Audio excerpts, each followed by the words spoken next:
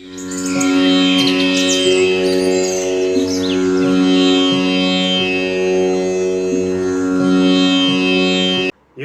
வணக்கம். எல்லோரும் நன்றாக இருப்பீர்கள். நாம் ஒவ்வொரு லக்கணங்களாக பார்த்து கொண்டு வருகிறோம். அதாவது எந்த லக்கணங்களுக்கு எந்தெந்த கிரகங்கள் எங்கு இருந்தால் நன்மை செய்யும், கெடுதல் செய்யும் என்பதை பார்த்து கொண்டு வருகிறோம். இதுவரை மேசம் முதல் மிதுனம் வரை பார்த்துவிட்ட நிலையில் இன்று கடக லக்கணத்திற்கு எந்தெந்த கிரகங்கள் எங்கு இருந்தால் நல்லது என்பதை பார்க்கலாம். இந்த கடக லக்கணம் காலப்புருஷனுக்கு 4ஆம் வீடாக வரும். அதாவது காலப்புருஷனுக்கு மோட்ச திரிகோணமாகவும் கடக லக்கணத்தில் பிறந்தவர்களுக்கு தர்ம திரிகோணமாகவும் வரும். இது ஒரு நீர் ராசி. இந்த நீர் ஓடிக்கொண்டிருக்கும் நதியை போல. விருச்சிக நீர் நிலைத்த நீர், அதாவது குட்டம் குளை கிணறு மாதிரி. மீனம் கடல் நீரை போல. அப்போ இந்த கடக லக்கணத்தில் பிறந்தவங்க அதாவது ஓடிக்கிட்டு இருக்கிற தண்ணியில் ஒரு கல்லை போட்டிங்கன்னா அது அங்கேயே நிற்கும். ஒரு கட்டையை போட்டிங்கன்னா அது எங்கே கொண்டு போய் சேர்க்கணுமோ அங்கே கொண்டு போய் சேர்த்துரும். அப்போ இவங்களுடைய இது என்ன இருக்குன்னா, கடந்த காலத்தை எப்பயுமே நினச்சி பார்க்க மாட்டாங்க. இவங்களுடைய நோக்கமெல்லாம் எதிர்காலத்தை நோக்கி தான் நகர்ந்து கொண்டே இருக்கும். நெக்ஸ்ட்டு என்ன பண்ணலாம், எப்படி கோல் போடலாம் அப்படிங்கிற தாட்டு தான் இவங்களுக்கு இருந்துக்கிட்டே இருக்கும். பெரும்பாலும் இந்த கடக லக்கணத்தில் பிறந்தவங்க தான் நம்ம நாட்டை ஆண்டுருக்காங்க, ஆண்டுக்கிட்டு இருக்கிறாங்க. ஏன்னா இது ஒரு அரசி.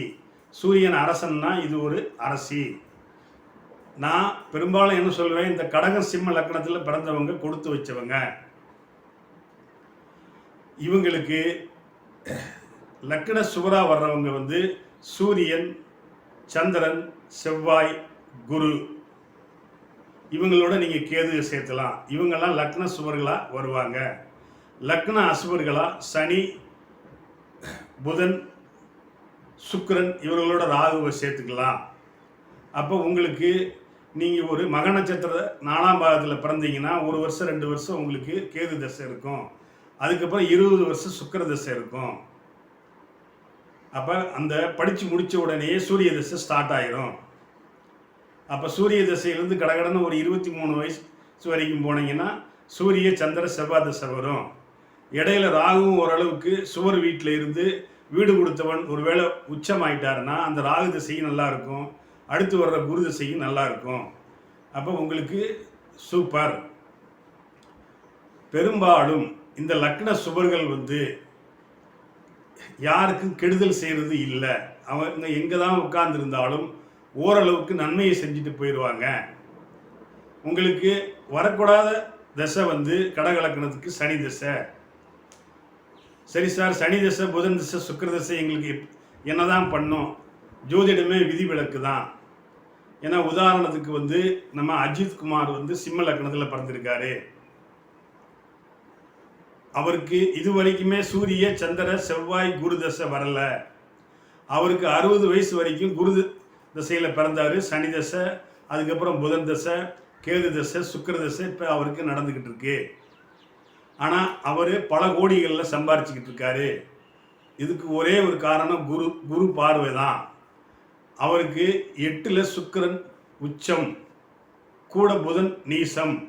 அங்கே புதன் நீச பங்கம் அடைஞ்சிட்டாரு. ஏன்னா சுக்கிரனோட இருக்கிறதுனால. இங்கே 10ல் சனி. குரு சனியையும் அந்த சுக்கிரனையும் புதனையும் 9 டிகிரிக்குள்ள நெருக்கத்தில் பார்க்குறாரு. அதனால் அவர் சனி திசையில் வேணால் ஓரளவுக்கு இந்த 2 வீலர் 4 வீலரில் அவருக்கு இன்ட்ரெஸ்ட் இருந்திருக்கலாம். சனி திசைக்கு அடுத்து புதன் திசை சுக்கிர புத்தியில் வரும்போது அவர் 21 வயசில் சினி ஃபீல்டில் புகுந்துட்டார். 60 வயசு வரைக்குமே அவருக்கு சுக்கிர தசை தான் நடக்கும். அப்போ 61 வயசுலேருந்து தான் அவருக்கு லக்ன சுவருடைய தசையே ஸ்டார்ட் ஆகும். இதெல்லாம் ஏன் சொல்ல வர்றேன்னா, ஏன்னா நீங்கள் கேட்டுக்கிட்டே இருப்பீங்க, அப்படிலாம் இல்லையே சார், எனக்கு சனி தசை நல்லா தான் வேலை செஞ்சது, புதன் தசை நல்லா தான் வேலை செய்ய சொல்கிறதுக்காக வேண்டி தான் நான் இதை உங்ககிட்ட சொல்கிறேன். ஆனால் பெரும்பாலும் உங்களுக்கு பருவத்தில் சூரிய சந்திர செவ்வாய் குரு தசைகள் வர்றது நல்லது. இப்போ லக்னத்தில் சூரியன் இருந்தால் அவர் என்ன பலன் தருவார்? லக்னத்தில் சூரியன் இருக்கிறது நல்லது தான். ஏன்னா அவர் நண்பருடைய வீட்டில் இருக்கிறாரு. அங்கே உங்களுக்கு தன்னம்பிக்கை கிடைக்கும். என்ன நீங்கள் போல்ட்டாக இருப்பீங்க, உங்கள் பேச்சு எல்லாரும் கேட்கணுங்க ஒரு நோக்கம் உங்களுக்கு இருக்கும். சரி, சூரியன் 2ல் இருக்கலாமா? சூரியன் அவர் சொந்த வீட்டில் ஆட்சியில் இருக்கிறாரு. தனாதிபதி தனஸ்தானத்தில் இருக்கிறது நல்லது. சூரியன் 3ஆம் வீட்டில் இருக்கலாமா? 3ஆம் வீடு அவர் பிடித்த நண்பர் வீடு. சூரியன் சந்திரன் 3, 6, 10, 11ங்கிற உபஜயஸ்தானத்தில் இருக்கிறது நல்லது. அதனால் சூரியன் 3ல் இருக்கலாம். சூரியன் 4ல் இருக்கலாமா? சூரியன் 4ல் நீசம் அடைவார், நிஸ்பலமும் அடைவார். ஏன்னா 10ல் அவர் திக்பலம் அடைஞ்சால் அது ஆப்போசிட் 4ஆம் வீட்டில் அவர் நிஸ்பலம் அடைஞ்சிருவார், நீசமும் அடைஞ்சிருவார். இதுக்கு ஒரே ஒரு விதிவிலக்கு, அங்கே சுக்கிரன் இருக்கணும், இல்லை அவர் சந்திரன் இருக்கணும். அப்போ பௌர்ணமி சந்திரனில் அவர் பிறந்திருக்கிறாருன்னு அர்த்தம். அந்த சூரிய தசை அவருக்கு நல்லாவே வேலை செய்யும். 5ல் சூரியன் இருக்கலாமா? அது செவ்வாயினுடைய வீடு. ஆனால் அவர் அரை பாவர் அரை சுவருங்கிறதுனால பாதி நன்மையும் பாதி தீமையும் செய்வார். சூரியன் 6ல் இருக்கலாமா? சூரியன் 6ல் இருக்கலாம், குரு வீடு தான். ஆனால் அவர் சந்திரனும் சூரியனும் நான் எப்பயுமே சொல்லியிருக்கேன் 6, 8, 12ல் மறையக்கூடாது. அந்த சூரியன் 12ஆம் இடத்தை பார்ப்பாரு. அப்போ உங்களுக்கு சூரிய தசை வரும்போது நீங்கள் வெளிமாநிலம் வெளிநாட்டில் வேலை செய்ய வைப்பார். சூரியன் 7ல் இருக்கலாமா? சூரியன் 7ல் இருந்தால் லக்னத்தை பார்ப்பாரு. அப்போ உங்களுக்கு ஆட்டோமேட்டிக்காக ஒரு தன்னம்பிக்கை வரும். அப்போ லக்னத்தை பார்க்கறதுனால 7ல் சூரியன் இருக்கலாம். ஆனால் பொதுவாக 7ல் சூரியன் இருக்கக்கூடாது. ஏன்னா கணவனுக்கு மனைவிக்கு கணவன் பிரச்சனைகள் வரும். 8ல் சூரியன் இருக்கலாமா? 8ல் சூரியன் இருக்கக்கூடாது, மறையக்கூடாது. ஏன்னா சூரியன் ஒளி கிரகம், சனி இருள் கிரகம். அங்கே அவர் இல்லாமல் இருந்தால் நல்லது. விதிவிலக்கு, அவர் தான் வீட்டையே பார்ப்பாரு. அப்போ சந்திரன் சிம்ம மனையில் இருந்தால் நல்லது. அவருக்கு அரசியலில் அவர் ஜொலிப்பார். 9ல் இருக்கலாமா? 9ங்கிற பாக்கியஸ்தானம். என்னதான் இருந்தாலும் இந்த இடத்துல காரக பாவனாஸ்தி அப்படிங்கிறது என்ன தந்தையை கெடுத்துட்டு நல்ல பலன் செய்வார். ஆனால் இருந்தாலும் இது குரு வீடுங்கிறதுனால அங்கே சூரியனுக்கு ஒரு சுபத்துவம் கிடைச்சிட்டா, அதாவது குரு மேசமனையிலிருந்து பார்த்துட்டா அதுவும் விலகி போயிடும். அப்போ சூரியன் 9ல் பாக்கியஸ்தானத்தில் இருக்கிறது நல்லது. 10ல் இருக்கலாமா? 10ல் அவர் திக்பலம் அடைவார். அங்கே அவர் உச்சத்தையும் அடைவார். ஒரே நேரத்தில் ஒரு பாதி சுவர் பாதி அசுவர் உச்சமும் அடைஞ்சு திக்பலமும் அடைஞ்சால் நீங்கள் அரசு துறையிலேயோ இல்லை அரசியல்லையோ ஜொலிக்க போகிறீங்க அப்படின்னு அர்த்தம். நீங்கள் கலெக்டராக இருக்கலாம், டாக்டராக இருக்கலாம், ஆனால் கண்டிப்பாக அரசியலில் நீங்கள் ஜொலிப்பீங்க. 11ஆம் இடத்துல இருக்கலாமா? லாபஸ்தானம். அது சுவருடைய வீடு, சுக்கிரனுடைய வீடு இருக்கலாம். 12ல் இருக்கலாமானா அவருக்கு நண்பர் வீடாக இருந்தாலும் சூரியனுங்கிறதுனால ஒரு ஒளி கிரகம் 12ல் மறையக்கூடாதுங்கிறதுனால அங்கே இல்லாமல் இருக்கிறது நல்லது. இருந்தாலும் அவர் உங்களுக்கு பாதி பலனை செஞ்சிருவார் லக்ன சுவருங்கிறதுனால. அடுத்து சந்திரன் லக்கணத்தில் இருக்கலாமா? அங்கே ஆட்சி வட்ட நிலையில் இருப்பார். நீங்கள் கடக லக்கணத்தில் பிறந்திருக்கீங்க, கடக ராசியில் பிறந்திருக்கிறீங்க. அருமையோ அருமை, நல்ல பலனை செஞ்சிருவார். சரி, சந்திரன் 2ஆம் இடத்துல இருக்கலாமா? லக்னாதிபதி 2ல் இருக்கிறது நல்லது. ஏன்னா அது தனஸ்தானம். எப்பயுமே உங்களுடைய மனசு என்ன இருக்கும், பணத்தை எந்த வகையால் சம்பாரிச்சுக்கிட்டே இருக்கணும்னு ஒரு எண்ணம் இருக்கும். சந்திரன் 3ல் இருக்கலாமா? இருக்கக்கூடாது, பிடிக்காத மகன் வீடு அது. ஆனால் சந்திரனோ சூரியனோ 3, 6, 10, 11 உபஜயஸ்தானத்தில் இருக்கலாங்கிற ஒரு விதி. ஆனால் இது ஒவ்வொரு லக்கணங்களுக்கும் மாறுபடும். சந்திரன் 4ல் இருக்கலாமா? சந்திரன் 4ல் திக்பலம் அடைவார். அவர் சுவர் வீட்டில் இருக்கிறாரு. அங்கே கூடையே சுக்கிரன் இருந்தால் சூப்பர். நீங்கள் சுகபோகங்களை நல்லபடியாக அனுபவிக்கிறீங்க. உங்களுக்கு நல்ல வீடு, நல்ல காரு எல்லாம் கிடைக்கும். சுக்கிரன் 5ல் இருக்கலாமா? கூடையே செவ்வாய் இருந்தால் இன்னும் நல்லது. சந்திரமங்கல யோகம். ஏன்னா அவர் சுவருங்கிறதுனால 5ல் இருக்கலாம். ஆனால் அவர் வளர்வரை சந்திரனாக இருக்கணும். இல்லை பௌர்ணமிக்கு நெருங்கின சந்திரனாக இருக்கணும். சந்திரன் 6ல் இருக்கலாமா, அது அவருடைய நட்பு வீடு தான், குரு வீடு தான். இருந்தாலும் அவர் சந்திரன் 6ல் மறையக்கூடாதுங்கிற வீதி. அவர் 12ஆம் இடத்தை பார்ப்பார். இப்போ உங்களுக்கு வெளிமாநிலம் வெளிநாடு இந்த மாதிரி இடங்களில் போக வச்சு கஷ்டப்படுத்தி சம்பாதிக்க வைப்பார். 7ல் இருக்கலாமா, 7ல் அது சனி வீடு தான். ஆனால் ஒரு இருள் வீட்டில் ஒரு ஒளி கிரகம் இருக்கக்கூடாது விதி. ஆனால் அது மகரம், அது சர வீடு. லக்னத்தை பார்ப்பாரு, லக்னம் சுபத்துவமாகுது. லக்னாதிபதியே லக்னத்தை பார்க்குறது மிகச்சிறப்பு. அப்போ நீங்கள் நல்லா இருக்க போகிறீங்க, நீங்கள் ஒரு பொதுநலவாதியாக இருக்க போகிறீங்க, நல்ல சேவை செய்ய போகிறீங்க. 8ல் இருக்கலாமா, 8ல் இருக்கக்கூடாது. ஏன்னா 8ங்கிறது கடுமையான மறைவு. அதனால் சந்திரன் வந்து ஒரு ஒளி கிரகங்கிறதுனால சனி வீட்டில் 8ல் மறையக்கூடாது. 9ல் இருக்கலாமா, 9ல் இருக்கலாம், பாக்கியஸ்தானம். நீங்களே பாக்கியம் அனுபவிக்க போகிறீங்க, உங்கள் தந்தை நல்லா இருக்க போகிறாரு. 10ல் இருக்கலாமா, அங்கே நிஸ்பலம் அடைவார். ஏன்னா 4ல் திக்பலம் அடைஞ்சால் 10ல் நிஸ்பலம் அடைவார். இருந்தாலும் விதிவிலக்கு. வீடு கொடுத்த செவ்வாய் வலுவாக இருந்துட்டா நல்லது, இல்லை அவர் பௌர்ணமி சந்திரனாக இருந்துட்டாலும் நல்லது. ஏன்னா லக்ன சுவர் கெடுதல் பண்ண மாட்டாங்க. 11ஆம் இடத்துல இருக்கலாமா, 11ஆம் இடத்துல வந்து ரொம்ப சூப்பர், அவர் உச்சம் அடைவார். அவர் சுவருடைய சுக்கிரன் வீட்டில் இருக்கார். சுக்கிரன் கூட இருந்தாலோ இல்லை ஒரு குரு பார்வை கிடைச்சாலோ உங்களுக்கு லக்னாதிபதி ஸ்ட்ராங் ஆகிட்டாரு. சந்திர தசை 10 வருஷம் உங்களுக்கு கொட்டோன்னு கொட்ட போகுது. சந்திரன் 12ல் இருக்கலாமா, அது அவர் பிடிக்காத மகன் வீடு. ஒரு ஒளி கிரகம் 12ல் மறையக்கூடாதுங்கிறது ஒரு விதி. பிடிக்காத புதன் வீடுங்கிறதுனால அங்கே இல்லாமல் இருக்கிறது நல்லது. அடுத்து செவ்வாய். செவ்வாய் லக்னத்தில் இருக்கலாமா, கடகமனையில் அவர் நீசம் அடைவார். ஆனால் அவர் லக்ன சுவர் நீசம் அடையலாம், தப்பில்லை. நார்மலாக செய்ய வேண்டிய பலனை செஞ்சுருவார். ஆனால் வீடு கொடுத்த சந்திரன் ஒரு பௌர்ணமி சந்திரனாக இருந்தோ இல்லை அவர் ரிஷப வீட்டில் சந்திரன் இருந்தாலோ அந்த செவ்வாய் தசை உங்களுக்கு கொடுக்க வேண்டிய 7 வருஷத்தில் நில புலங்கள் எல்லாமே வீடு வண்டி வாகனம் எல்லாம் கொடுத்துரும். இல்லை ஒரு குரு பார்வை கிடைச்சாலும் போதும் மீனமனையிலிருந்து அந்த செவ்வாய் தசை உங்களுக்கு நல்லதாக வேலை செய்யும். எதுவுமே பார்க்காட்டாலும் நீசம் அடைஞ்சாலுமே லக்ன சுவருங்கிறதுனால ஒரு 50% பலனாவது உங்களுக்கு கொடுத்துருவார். 2ஆம் இடத்துல சூரியன் வீட்டில் இருக்கலாமா, அவருக்காவது பிடிச்ச வீடு, அதிநட்பு வீடு, தனம் வீடு. அங்கே கூடயே வந்து சந்திரனும் சேர்ந்திருந்தாலோ இல்லை ஒரு குரு சேர்ந்திருந்தாலோ குருமங்கள யோகம்.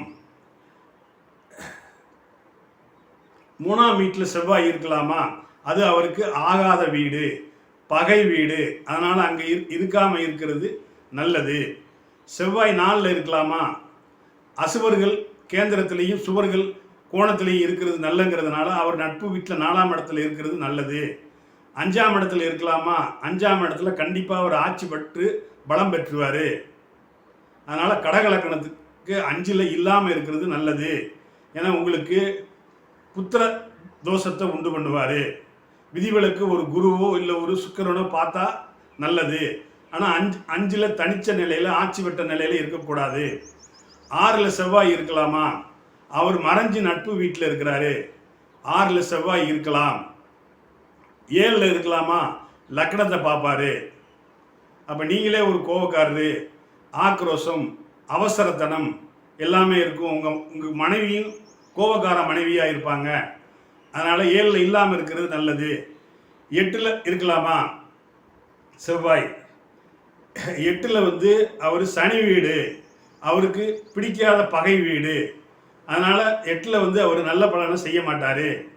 இருந்தாலும் விதிவிலக்கு ஒரு குரு சுக்கிர ஒரு சந்திர தொடர்பு பார்வையை கிடைச்சிட்டா அவர் நல்ல பலனை செஞ்சிருவார். 9ல் செவ்வாய் இருக்கலாமா, அது பாக்கியஸ்தானம், தன்னுடைய நட்பு வீடு. செவ்வாய் தசை 7 வருஷம் நல்ல பலனை செய்யும். 10ல் இருக்கலாமா, அங்கே அவர் திக்பலமும் அடைவார், ஆட்சியும் அடைவார். அப்போ உங்களுக்கு நல்ல தொழிலை கொடுத்துருவார். என்ன ரொம்ப அவசரமாக வேகமாக செய்யக்கூடியவங்க இருப்பாங்க, ஆனால் உங்களுக்கு நல்ல லாபத்தையே கொடுத்துருவார். செவ்வாய் 11ல் இருக்கலாமா, அது சுவருடைய வீடு தான். ஒரு அசுவர் வந்து உபஜயஸ்தானத்தில் இருக்கிறது நல்லது. 12ஆம் வீட்டில் செவ்வாய் இருக்கக்கூடாது, ஏன்னா அவருக்கு பிடிக்காத வீடு. அதனால் செவ்வாய் 12ல் இருக்கக்கூடாது. நான் ஏற்கனவே சொல்லியிருக்கிறேன், இவங்க 3, 6, 8, 12 அசுவர்கள் மறையலான்ட்டு. ஆனால் ஒவ்வொரு லக்கணத்துக்கும் விதிவிலக்கு. அடுத்து புதன். புதன் இங்கே லக்கணத்தில் இருக்கலாமா? உங்களுக்கு புத்தியை மட்டும்தான் கொடுப்பாரு. ஏன்னா அது சந்திரன் வீடு, அவருக்கு பிடிக்காத வீடு. ஆனால் நீங்கள் நல்ல புத்திசாலியாக இருப்பீங்க. 2ஆம் இடத்துல தனஸ்தானத்தில் இருக்கலாமா? சூரியன் அவருக்கு பிடிச்ச வீடு, சூப்பர். 2ஆம் இடத்துல புதன் இருக்கலாம். 3ஆம் இடத்துல இருக்கலாமா? கண்டிப்பாக இருக்கலாம். அங்கே அவர் உச்சமடைவார். இங்கனுக்குள்ள சூரியனும் புதனும் பரிவர்த்தனை ஆகிட்டா இன்னும் அவருக்கு நல்ல பலம் கிடச்சிரும். சரி, புதன் 4ல் இருக்கலாமா? அது அவருக்கு பிடிச்ச வீடு, சுக்கிரன் வீடு. ஆனால் அவர் சுவருங்கிறதுனால அவர் கேந்திரத்தில் இருக்கிறது நல்லது இல்லை. இருந்தாலும் நட்பு வீட்டில் இருக்கிறதுனால அவர் தனிச்சு இருந்தால் நல்லது. ஒரு குரு பார்வை கிடைச்சா இன்னும் சூப்பரு. 5ல் இருக்கலாமா? அது செவ்வாய் வீடு, அவருக்கு பிடிக்காத வீடு. ஆனால் ஒரு சுவருங்கிறதுனால அவர் தனிச்சு இருக்கலாம். ஆனால் ஒரு குரு பார்வையோ ஒரு சுக்கிரனுடைய பார்வையோ இருந்தால் நல்லது. 6ல் இருக்கலாமா? அது குருவுடைய வீடு, 12ஆம் இடத்தை பார்ப்பாரு, வெளிமாநிலம் வெளிநாடுக்கு போக வைப்பார். 7ல் இருக்கலாமா? லக்கணத்தை பார்ப்பாரு. அப்போ உங்களுக்கு வர்ற மனைவி நல்ல மனைவி. உங்களுக்கு தாய்மாமன் வீட்டில் இருந்து மாதம் மாதம் அரிசி பருப்பு எல்லாமே வந்துடும். உங்கள் மனைவி புத்திசாலியாக இருப்பாங்க, நீங்களும் புத்திசாலியாக இருப்பீங்க. 8ல் இருக்கலாமா? அவர் நட்பு வீடு தான். புதன் 3, 6, 8, 12 மறையலாம். மறைந்த புதன் நிறைந்த தனம், நிறைந்த அறிவை கொடுப்பாரு. 9ல் இருக்கலாமா? அது குரு வீடு, அங்கே நீசமடைவார். விதிவிலக்கு கூட சுக்கிரன் இருக்கணும். சுக்கிரன் இருந்தால் அங்கே நீச பங்க அடைஞ்சிருவார். இல்லை குரு இருந்தாலும் அங்கே நீசம் பங்க அடைஞ்சிருவார். இல்லை விருச்சிக மனையிலிருந்து குரு பார்த்தாலும் அவர் நீச பங்கம் அடைஞ்சிருவார். ஆக 9ல் அவர் தனிச்சிருந்தா அவர் நீசம் அடைஞ்சிருவார். தன்னுடைய 17 வருஷ தசையில் நல்ல பலனை தரமாட்டார். ஏற்கனவே இந்த புதன் 3, 12க்குரியவர், லக்ன அசுவர். அதனால் அவர் ஸ்தான பலம் இழக்கக்கூடாது. 10ல் இருக்கலாமா? 10ல் அவருக்கு பிடிக்காத வீடு செவ்வாய் வீடு, அதனால் இருக்கக்கூடாது. 11ல் இருக்கலாமா? அது லாபஸ்தானம், தாராளமாக இருக்கலாம், அவருடைய பிடிச்ச நண்பர் வீடு. 12ஆம் வீட்டில் இருக்கலாமா? அவர் அங்கே ஆட்சி பலத்தோடு இருப்பார். ஆனால் உங்களுக்கு வெளிநாடு வெளிமாநிலம் போக வச்சு உங்களுக்கு நல்ல வருமானத்தை ஈட்டி தருவார். உள்ளூரில் இருக்க விட மாட்டார் அந்த புதன் தசையில். அடுத்து குரு. குரு லக்கணத்தில் இருக்கலாமா? சூப்பர்.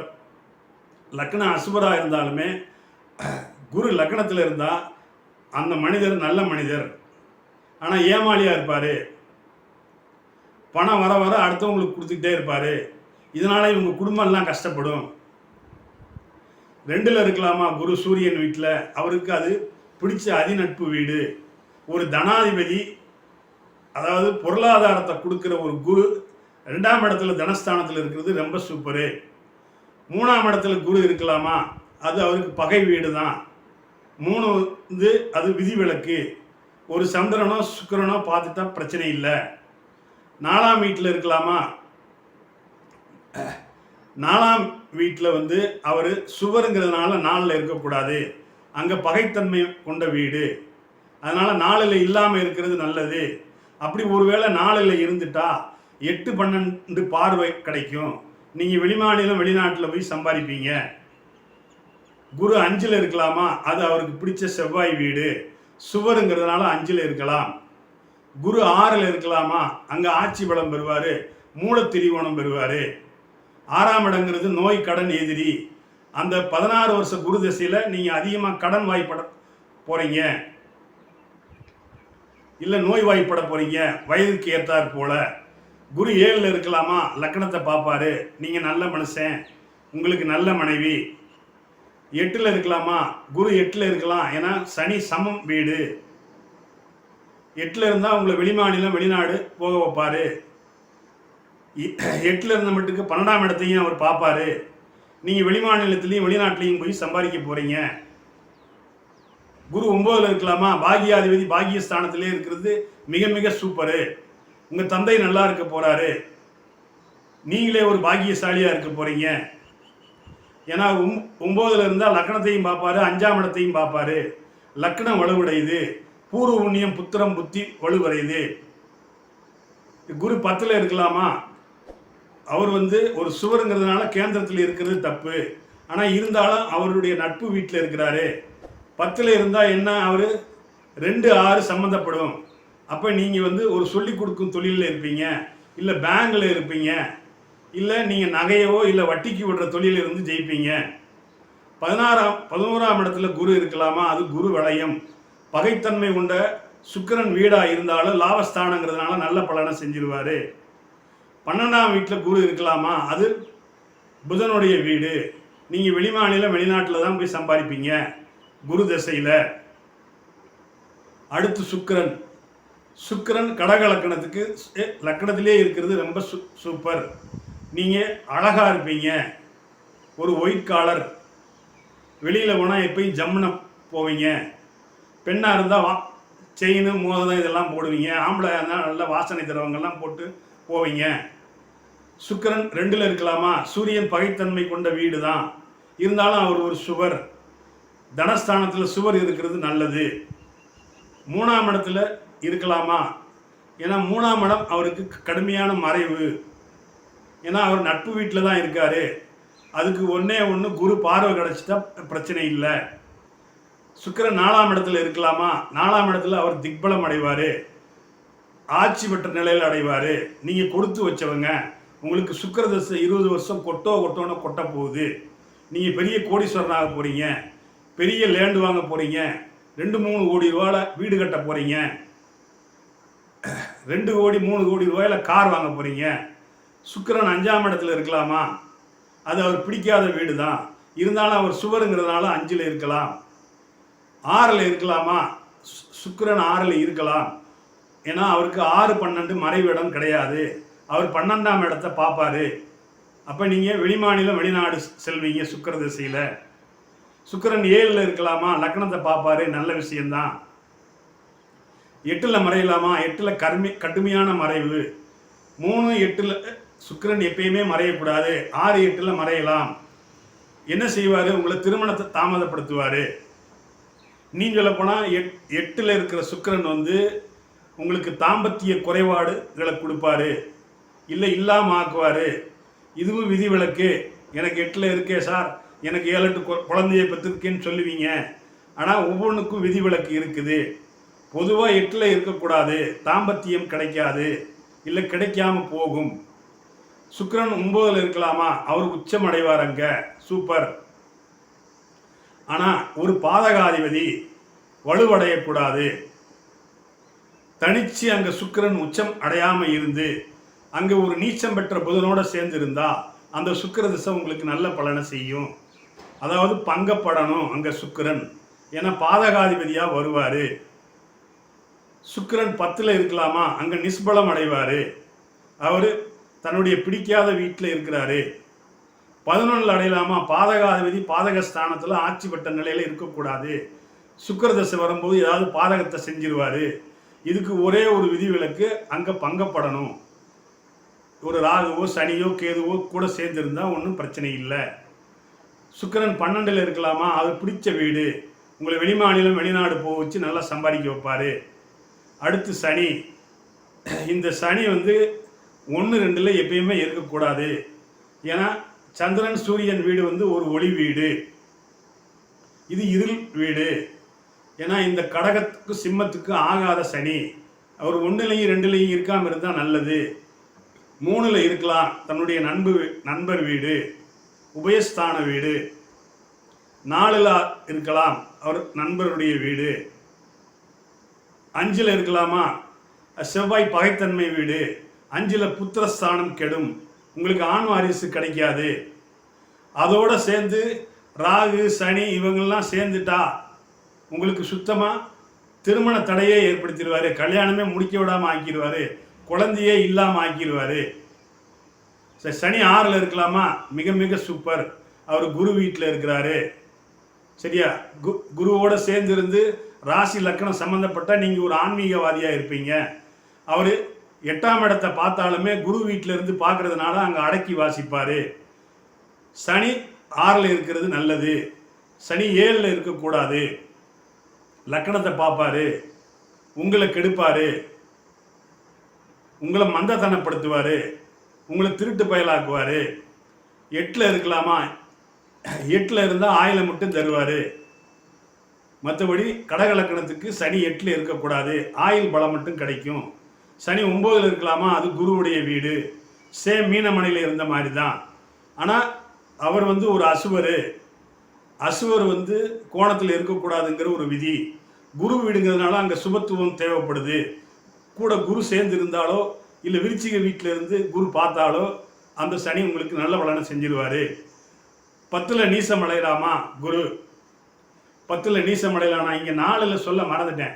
4ல் வந்து அவர் உச்சம் அடைவார். சரியா, 4ல் அவர் உச்சம் அடைகிறது நல்லது தான். ஆனால் அங்கே அவர் வக்கரம் அடையணும். என்ன சார் நீங்கள் போன தடவை ஏதோ ஒன்று சொல்லும்போது அங்கே உச்சம் அடைஞ்சிருக்கணும், வக்கரம் அடையக்கூடாது. ஒவ்வொரு லக்கணத்துக்கும் ஒவ்வொரு விதிவிலக்கு இருக்குது. ஏன்னா இந்த கடக லக்கணத்துக்கு சனி அஷ்டமாதிபதியாக வருவார். அவர் உச்சம் அடைஞ்சாச்சுன்னா வக்கரம் அடையணும். அதே நேரத்தில் அங்கே 10ஆம் இடத்துல அவர் வந்து நீசம் அடைவார். நீசம் அடைஞ்சி அவர் வக்கரம் அடையக்கூடாது. நீசம் அடைஞ்சி வக்கரம் அடைஞ்சா அவர் உச்ச நிலைக்கு போயிடுவார். கடக லக்கணத்துக்கு நல்லது செய்ய மாட்டார். அங்கே ஒரே ஒரு விதிவிலக்கு, சுக்கிரன் கூட இருந்தாலோ இல்லை வீடு கொடுத்த செவ்வாய் வலுத்து இருந்தாலோ இல்லை ஒரு குரு பார்த்தாலோ பாருங்க, சூரியன் நீசமானவங்க தான் பெரிய பெரிய பிஸ்னஸ் மேனாக இருக்காங்க. நீசம் அடைஞ்சி அவங்களுக்கு வக்கரமாக இருக்காது. ஒரு குரு பார்வை, ஒரு சுக்கிரன் பார்வை, இல்லை ஒளிவருந்திய சந்திரன் பார்வை, இல்லை வீடு கொடுத்த செவ்வாய் வந்து ஆட்சி உச்சம் பெறுவார். அதனால் அங்கே இருக்கலாம். அடுத்து 11ஆம் வீடு. 11ஆம் வீடு அவருக்கு பிடித்த நண்பர் வீடு, லாபஸ்தானம். 11ல் இருக்கலாம். 12லையும் சனி இருக்கலாம், புதனுடைய வீடு. ஆனால் 12ல் சனி இருந்தால் வெளிநாடு போக விட மாட்டார். அதே மாதிரி 8ல் இருந்தாலும் சனி வெளிநாடு போக விட மாட்டார். அதுக்கப்புறம் ராகு கேதுக்கள். ராகு லக்கணத்தில் இருக்கலாமா, இருக்கலாம். ஆனால் திருமணம் தாமதப்படுத்துவார். ஆனால் எல்லாமே உங்களுக்கு பிரம்மாண்டத்தை கொடுக்கணுங்கிற ஒரு நோக்கத்திலேயே நீங்கள் இருப்பீங்க. எதுவாக இருந்தாலும் ஒரு பிரம்மாண்டம்னே நோக்கி போவீங்க. 2ல் இருக்கலாமா, அவர் 8ஆம் இடத்தை பார்ப்பார், ஆயில் பங்கப்படும், குடும்பத்தை கெடுப்பார். 3ல் இருக்கலாமா, அது கன்னிராகு. அங்கே புதன் வந்து உச்சமடையணும். இல்லைன்னா சூரியனும் புதனும் பரிவர்த்தனை ஆகிட்டா அந்த ராகு தசை உங்களுக்கு கொட்டி கொடுக்கும். 4ல் ராகு இருக்கலாமா, அது சுக்கிரனுடைய வீடு, சூரியனுடைய வீடு. சுக்கிரன் மீனத்திலேயோ இல்லை ரிஷபத்திலேயோ அவர் ஆட்சி உச்சம் பெற்றிருந்தா அந்த ராகு தசை நல்ல பலனை கொடுத்துருவார். 5ல் செவ்வாய் வீட்டில் இருக்கலாமா, அவர் அசுவருங்கிறதுனால 5ல் இருக்காமல் இருக்கிறது நல்லது. இருந்தாலும் விதிவிலக்கு, வீடு கொடுத்து வளர்த்துட்டா அவருடைய தசையில் நல்ல பலனை கொடுத்துருவார். பெரும்பாலும் இந்த கடக சிம்ம லக்கணங்களுக்கு இந்த ராகு வந்து பெருசாக செய்ய மாட்டார். அப்படி செஞ்சுட்டா அவர் 30-35% பலன் தான் தருவார். சரி, 6ல் குரு வீட்டில் இருக்கலாமா, அவர் 12ஆம் இடத்தை பார்ப்பார். அப்போ வெளிமாநிலம் வெளிநாடு போக வைப்பார். 7ல் இருக்கலாமா, 7ல் இருக்கக்கூடாது, லக்கணத்தை பார்ப்பார், லக்கணம் கெடும். 8ல் இருக்கலாமா, 8ல் இருந்தாச்சுன்னா வெளிமாநிலம் வெளிநாடு அனுப்பிச்சி வைப்பார். 9ல் இருக்கலாமா, 9ல் ராகுதசை வந்த உடனே தந்தையாரை கை வைப்பார். அதனால் அந்த ராகு 9ல் இருக்கக்கூடாது. ஆனால் வீடு கொடுத்த குரு வலுத்துட்டாச்சுன்னா பொருளாதார ரீதியாக உங்களுக்கு கொடுத்து தந்தையை கெடுப்பார். 10ல் ராகு இருக்கலாமா, அது செவ்வாய் வீடு, தொழிலை கெடுப்பார். ஆனால் ஓரளவுக்கு செவ்வாய் வலுத்துட்டா ஓரளவுக்கு உங்களை கொண்டுட்டு போயிடுவார்.